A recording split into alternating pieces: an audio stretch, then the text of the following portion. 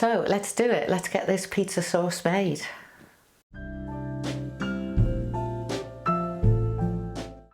So we start with these tomatoes. About 2 kilograms I've got here. Now if you grow your own, this is a great way of using up tomatoes when they've suddenly all got ripe and surprised you. And if not, tomatoes are really cheap when they're in season, so it's a good time to go to a farmer's market, or even in the supermarket. They may be cheaper. And for this recipe, it doesn't matter at all if they're a bit misshapen, if they're a little bit underripe, a little bit overripe.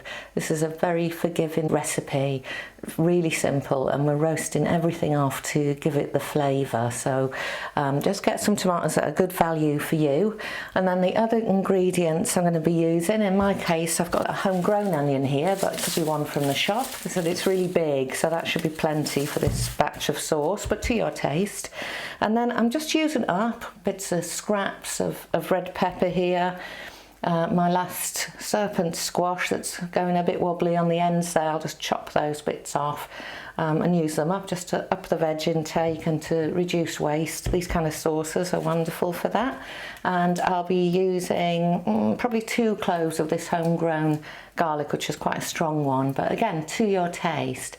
And then the only other ingredient we're going to use is some olive oil and some thyme, or you could use oregano or whatever herbs you like in your pizza sauce, and then some seasoning.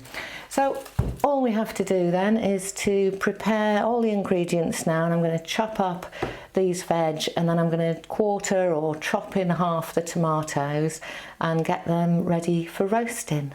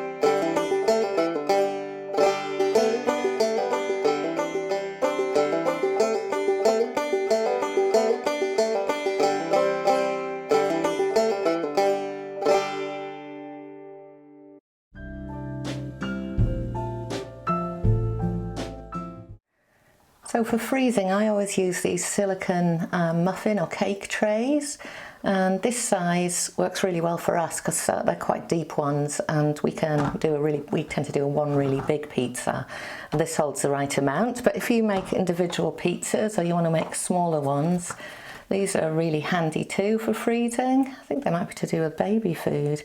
Anyway, these have got about half the amount of that muffin tray there, and all you do is get your filling into there, put it in the freezer, and then when it's done, you can pop out each individual kind of pizza puck and put them into a bigger container or a bag in your freezer, and that means you're not using up all of your containers and they're not trapped in the deep freeze when you might need them for more cooking. So yeah, let's do it.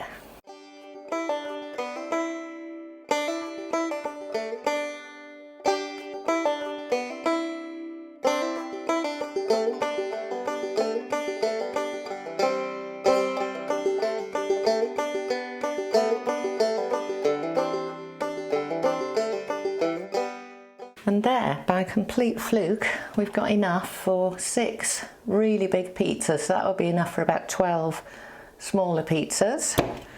And we've got enough in the blender to make tonight's pizza. Perfect.